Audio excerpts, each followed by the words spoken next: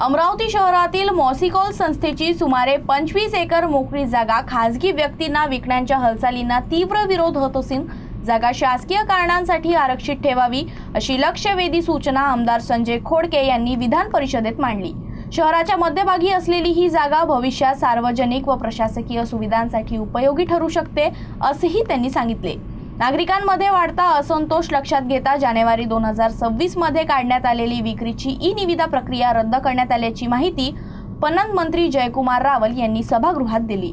सभापती महोदय, ही लक्षवेधी एक अमरावतीला मॉसिकॉलची जी जागा आहे ती 93ला कॉटन फेडरेशनला हँडओव्हर केलेली आहे, भागभांडवलासहित उत्तरदायित्वासहित, आणि त्याचं एक वेळ विक्रीचं टेंडर 2016मध्ये झालं होतं 161 कोटीचं, परंतु ते टेंडर कंडिशन पूर्ण न झाल्यामुळं ते फेल झालं आणि नंतर आता पुन्हा एक टेंडर आत्ता काढलेलं आहे। परंतु अमरावतीच्या अमरावतीचा परिसर आता जवळपास 7-8 एकरच्या वर असा शहरी परिसर झालेला आहे आणि ही जी जागा आहे ही सेंटरमध्ये शहराच्या सेंटरमध्ये असल्यामुळं अमरावतीच्या सर्व माणसांची भावना आहे की आज अमरावतीमध्ये आमचं अमरावती महानगरपालिका असेल, त्याच्यानंतर वेगवेगळे डिपार्टमेंट्स आहे, त्याच्यासाठी त्यांना 7-8 किलोमीटरच्या बाहेर आपल्या ऑफिसेससाठी जावं लागणार आहे।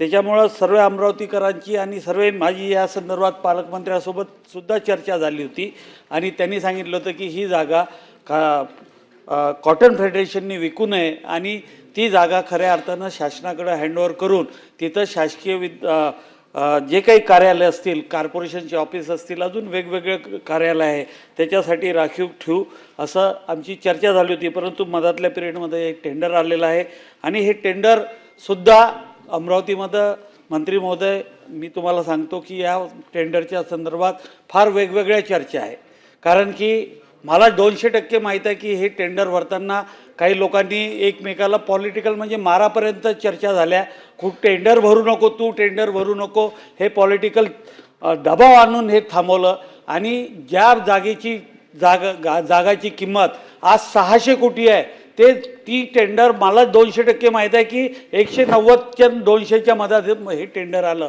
आणि याची अमरावतीमध्ये भयंकर विचित्र पद्धतीनं चर्चा चालू आहे। माझी आपण तर ते टेंडर रद्द केल्याचं मान्यच केलेलं आहे की तुम्ही ती प्रक्रिया रद्द केली आहे, त्याबद्दल मी आपला आभार मानतो।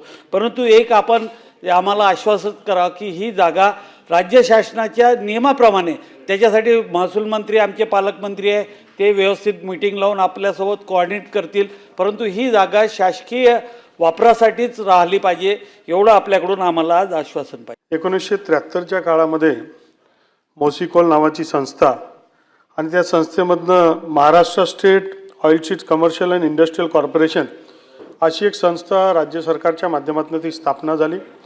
अध्यक्षमध्ये त्याच्या माध्यमातून तेलबियावर प्रक्रिया करून स्वतः देश आत्मनिर्भर झाला पाहिजे अशी त्याच्यामध्ये विचार होता। 1988ला याच्यामध्ये तोटा यायला लागला। अध्यक्षमध्ये 1993ला महाराष्ट्र कॉटन फेडरेशन या संस्थेला ती मॉसिकॉल संस्था ही ॲसेट अँड लायबिलिटी सह देण्यात आली, कारण ही जी महाराष्ट्र कॉटन फेडरेशन संस्था आहे ही सुद्धा एक स्वतंत्र संस्था होती। पूर्वी आपल्याला माहिती आहे की याचा एक गतवैभव होता। त्या काळामध्ये 1984-85च्या काळामध्ये 2-2, 3-3 हजार कोटी रुपयाचा कापूस हा सामान्य शेतकऱ्यांचं या संस्थेच्या माध्यमातून खरेदी व्हायचा। नंतरच्या काळामध्ये अध्यक्ष महोदय या महाराष्ट्र कॉटन फेडरेशन या कंपनीचे 75 कोटी रुपये हे त्या आजच्या मितीला 75 कोटी रुपये या मॉसिकॉलकडनं घ्यायचे होते, कारण मॉसिकॉलनी त्यांचे बिया वगैरे इतर काही गोष्टी घेतल्या होत्या आणि मग टोटल एक लायबिलिटी याच्याकडे होती। त्याचबरोबर पुढच्या काळात हे महाराष्ट्र कॉटन फेडरेशन हे शेतकऱ्यांचा कापूस विरोधी खरेदी करून एक प्रकारचं एक हमीची संस्था होती, पण नंतरच्या काळामध्ये या महाराष्ट्र कॉटन फेडरेशनला साधारणतः 7-8 हजार कोटीचा ही थकबाकी झाली। सरकारकडनं त्यांचं घेणं आहे, केंद्र सरकारकडनं घेणं आहे, अशा अनेक अडचणी त्याला संस्थेला तयार झाली आणि ती संस्था अडचणीमध्ये आली। आता परवा या मागच्या 4-6 महिन्यामध्ये CCIने नंतर मग मागच्या 10-12 वर्षापूर्वी CCI त्याच्यामध्ये आली आणि CCIने हे सगळं काम घेतलं आणि धीरे धीरे महाकॉट त्याच्यामध्ये अडचणीत आली। पण यावर्षी आम्ही प्रयत्न करून CCIला सांगितलं की तुम्ही राज्यभरात जवळपास 10,000 कोटी रुपयाचा कापूस विकत घेतात, आमच्या ही महाकार्ट संस्थेला त्याच्या माध्यमातून तुम्ही काम द्या, त्यांना तुमची जबाबदारी द्या, एजंट म्हणून द्या. तर त्याला त्यांनी ते मान्य केलं आणि त्याच्या माध्यमातून काही 100 कोटी रुपये ते लोक त्या माध्यमातून कमवणार होते. पण त्याची एकच अट होती की तुमच्याकडे स्वतःची बँक गॅरंटी आणि 200 कोटी रुपयाचं भांडवल असलं पाहिजे.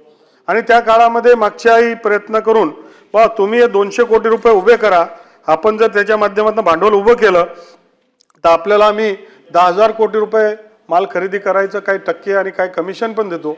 आणि या माध्यमातून महाराष्ट्रातले हजारो लाखो शेतकऱ्यांचा कापूस हा खरेदी झाला असता, परंतु त्यांच्याकडे भांडवल नव्हतं आणि म्हणून त्यांच्याकडे अडचण होती. आणि म्हणून त्यांच्याकडे असलेली मालमत्ता ही कॉटन फेडरेशनची आता प्रॉपर्टी आहे.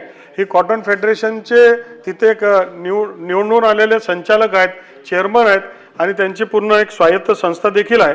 आणि म्हणून त्यांचं म्हणणं आहे की आमच्या कामासाठी आम्हाला ही संस्था टिकवली पाहिजे, जगवली पाहिजे, शेतकऱ्यांचा कापूस विकत घेतला पाहिजे. आणि मग आम्हाला ही जागा आम्हाला लागणार आहे, याच्यामधनं आम्ही मॉनिटाईज करणार, कारण आमचं त्या संस्थेकडे घेणं आहे आणि सरकारकडनंही घेणं आहे. आणि म्हणून त्या संदर्भात त्यांनी अशी भूमिका घेतली.